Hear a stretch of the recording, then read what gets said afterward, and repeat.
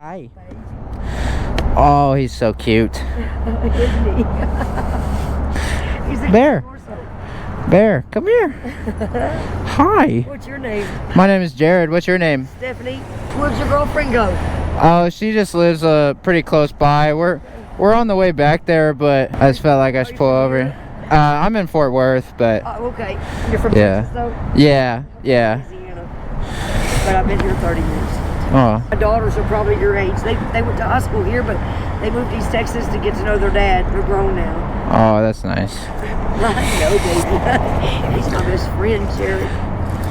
And your bear, what kind of dog is your bear? He's a German Shepherd. Okay. This guy's probably gonna get bigger than him. He's already about the size of my German Shepherd. And the vet said he's got his shots in his chip, and the vet said that when he gets full grown or 2 years, that on his hind feet he'll be like 6 feet probably. That's pretty dadgum big. You're probably that tall, huh? Yeah, Yeah. roughly. And people are scared of him though because they see him and they brindle, Yeah, And I say, well, if you're scared and it keeps you away, then good. yeah. He's my baby. He's so cute though. So what did you say happened? You had a brain surgery from what? Surgeries. A white couple that I trusted did this to me with a Billy Jack pick. A Billy Jack pick? The same thing that the fireman uses. Oh. Out windows or whatever. Uh-huh. And I was in a coma 5 months. Oh. Yeah, at Parkland. And 2 South African world-renowned brain surgeons did my brain surgeries. And the second one was induced, to see right there? Uh-huh. You can feel it, see? Yeah. And they were very humble men. They came to see me. Nobody even knew I was alive till I got to Lake West Nursing Home. 5 months in a coma, then a month in a room, then a month at Lake West. And 2 nurses aides there took a picture of me and put it on their Facebook.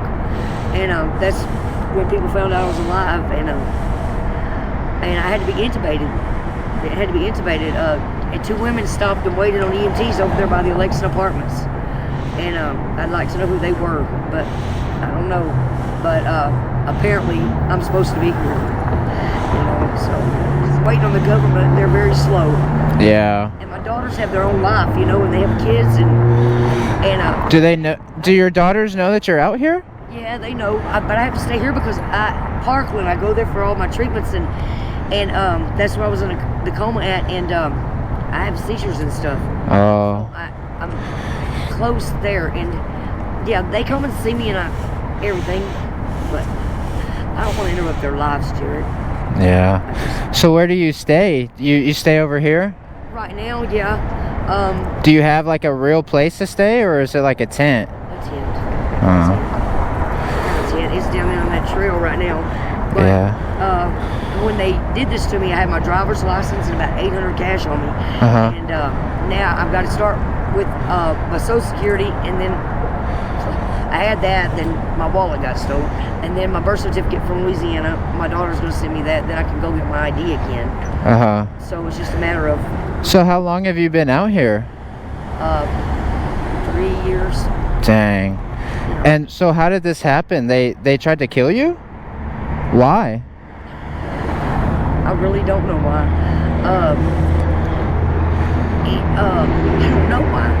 I don't know why. It happened right over there, across from the Salmon Center. You know where that billboard is right across from the Salmon Center? The Salmon Center right there? Not exactly, No. but Well, that's where it happened at, and it took me a while to even. But the 2 men that did the brain surgeries, when I woke up out of the coma, I had a brain blood shunt. It's a tube that comes out of your head. It's a PVC pipe, and it catches the blood off your brain.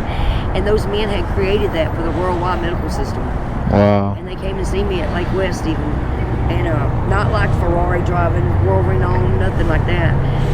They said, Stephanie, God saved you for a reason. And I said, God made you 2 men and gave you the hands and the brains and the heart to get your job done, because they were so humble.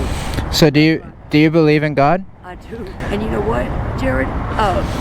Amy was in charge of the special wing they had at the nursing home. And Amy said, Steph, I prayed over you last night. She said, and you told me you were raised in church and fell away. Mom and Dad's both gone, and I'm the only child. She said, and I think God allowed it to happen to you to remind you that he's real. And she said, when you leave and you're on that cane, because I had a cane for a long time, she said, people see you and they wonder what happened. Share with them, and it'll remind them too that he's real. And she said, when your heart feels compelled to tell somebody, to tell them, and it'll remind them too that he's real. She said, I know that you don't want to believe that God allowed it to happen, but he did, to remind you that he is real, and he is so real. Okay. But I'm an only child, and my dad died when he was 36 of brain cancer. And Mama at 56, 20 years ago in my arms. And it's just, and Mom and Dad were totally opposite. And Mama was a nurse and Dad was totally different. And but Mama, she watches over me, and I know that. Mm-hmm. She sends people like you into my life that believe. And like Amy said, yeah, we're okay. Yes. Thank you. And like Amy said, and when your heart feels compelled to tell somebody, yeah, like the old Parkland, the mail up there, the man that put it in, he was walking down Harry Hines going that way, I think toward Homewood Suites, and I seen him walking, and he walked up to me and he said hello. He was from England. His name's Bishop. And he said, I said, do you work around here? And he said, I'm putting in the ding ding. And he's been doing that for 40 years. And anyway, I just have a lot of things like that's happened to me.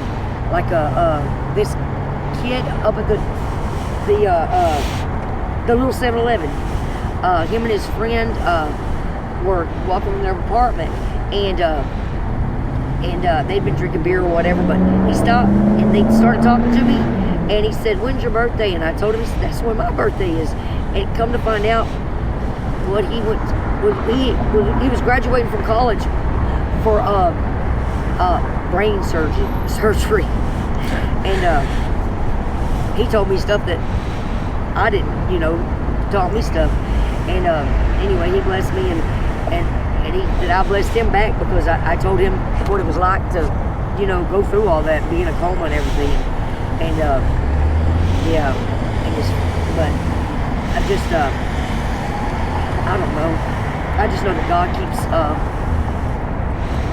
putting people in my life that it's hard. It's very hard out here. But I'm thinking about not moving to East Texas, because my daughters have their own life. I'm thinking about moving back to Louisiana, because I have cousins that I grew up with, girls that are like my sisters, Dee Dee, Aretha, and Tina, in that order. And Tina's 10 years younger than me, and she passed away on November 1st this last year, and of diabetes. And Dee Dee and Aretha are older than me, and they're like my sisters, Yeah. My aunt's name is Tina. Oh, really? Yeah. Yeah, Tina passed from diabetes. Yeah. I'm kind of bad with names. You said it was Stephanie? Well, Stephanie, my girlfriend's calling me right now. She's got to pack up because she's got to be at the airport in the morning. But can I give you one? Oh, she's going to, that's where her family is from.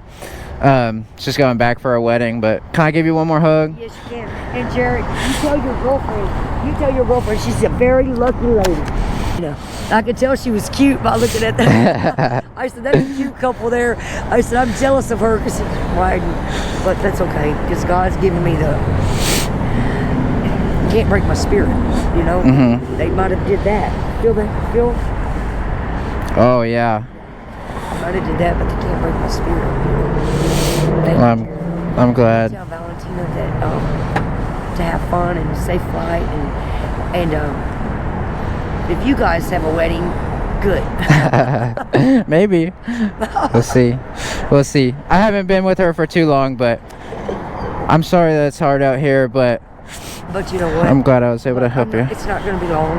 It's not going to be long. Do you have a phone? That's what my sign says. I bought AT&T SIM pack up there at 7-Eleven, and this guy Kellen that I know, he stole the SIM out of it. Aww.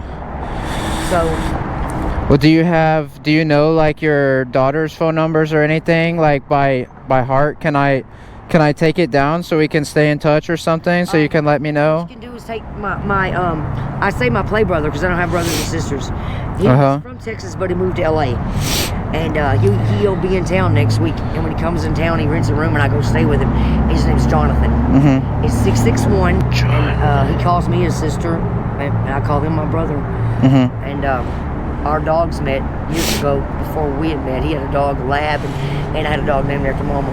And he's been like my brother ever since. And when I was missing the 7 months, he rode around everywhere here, offering reward money for any information. You know. Well, you said he's coming in next week? Yes, he's coming in. The UPS store in Richardson, that's where I get my mail at, and that's where he used to work at. And his boss lets me get my mail there. And he comes in next week, and then he'll rent a room, and I'll go stay with him then. Sweet. Well, I'm gonna send him a text so I can check up on you in a week from now. Okay. Okay, do that. Let me know how you're doing. Okay. Okay, I will. I promise you, I will. It was nice meeting you. So at the time that I'm making this video, it's been a couple weeks since I originally met Sophie, and I sent Jonathan a text to check up on her, and I got this kind of weird message in return. Everything seemed pretty normal until he said, "Thank you for looking out for her. I felt like I was the only one who ever did.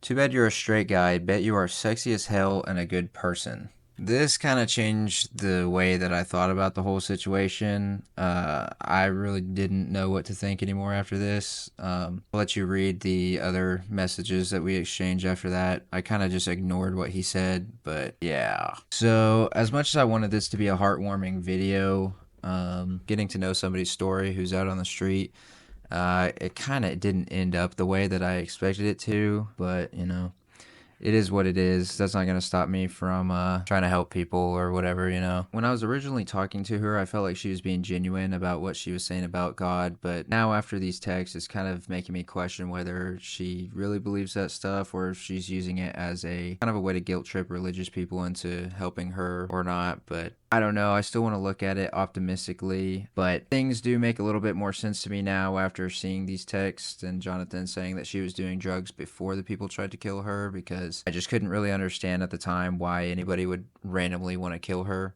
which is what left her in the coma. But I guess if she was involved in drugs beforehand, I could see why that would be how she ended up in a situation like that to begin with. And that's assuming that the rest of the story is even true, which I guess, to be honest, it could all be fake. But I don't know. Originally, the reason that I pulled over and even talked to her and kind of wanted to know her story and how she ended up there is I was kind of hoping it might lead to, you know, being able to change people's minds about how they view homeless people. Because I know a lot of people, they kind of treat them like they deserve to be there. Most people assume that pretty much all homeless people ended up there because of alcohol or drugs or whatever. And maybe I'm just naive. I was thinking that some of the people out there are probably just got dealt a bad hand and, I don't know, are just a victim to unfortunate circumstances. So I was kind of hoping that she might kind of break the stereotype and give people a reason to think twice, you know, before judging somebody that they see on the corner. But yeah, I don't really know what to do in conclusion for this video. I guess just let me know what you think in the comments. Hopefully I'll be able to see her again and maybe talk to her again, and